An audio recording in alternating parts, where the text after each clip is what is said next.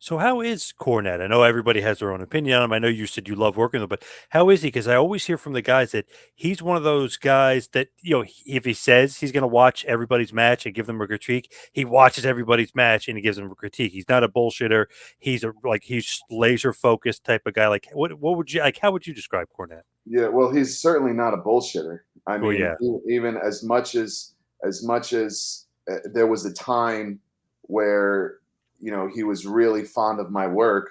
There was also a time where I don't know what he said to me, but because I still remember it, and he said something about how bad I was or how bad a match I had. And he was just being honest. yeah. And everyone has bad matches, but you can't take it to heart.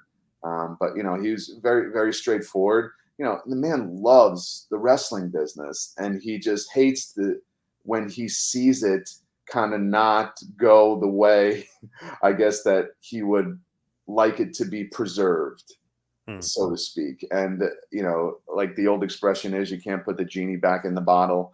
Um, you know, I honestly think he has a lot of good points, and I think it just comes from a point of passion. And he just, I, not speaking for him, but I want to say that he wishes every match was awesome. He wishes he would probably, enjoy watching every wrestler. But when he sees something that he doesn't like, that doesn't make sense to him and doesn't make sense to the legacy of the wrestling business that he grew up in, he's going to be outspoken, and he could say something. And given what he's done in his life, I'm going to say he could say whatever the heck he wants to say, because he's done more than most. And when people say, or in the wrestling business, and it's like draw money, like he understood who drew money, how they drew money, and what drew money. And that is really the end all be all of of a profession like this, where it's the end. Like literally, there's fans. And it's different now because sometimes, like WrestleMania, you're just going because it's WrestleMania.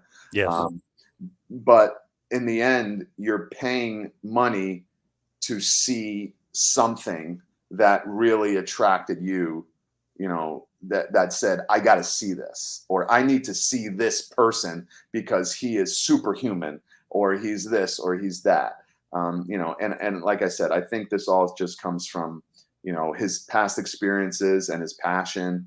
And I don't have a bad thing to say about him. I know probably a lot of people maybe do, or some people do, but he was great to all of us in OVW. I feel like just thinking about our roster, I think I can't think of anybody that really you know didn't like him too much, or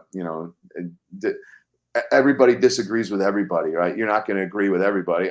When he said, I'm going to be wearing a feather boa and put red lips on my tights, I was like, well, it wouldn't be my first choice, right? But Right. like, sure, Jim, like, I'll go with it. And he literally kind of took us every step of the way. And he said, okay, this week on OVW TV, you're going to do a promo, and here's the point we're trying to get across, because in 2 weeks you guys start your feud with MNN, and we're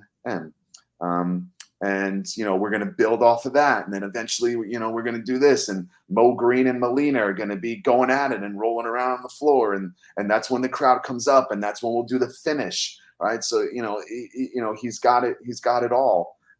He's got it all in his mind. So, he was great to work with. And obviously, like I keep going on about him, I can't say enough good things about him. Thank you for watching the Hannibal TV.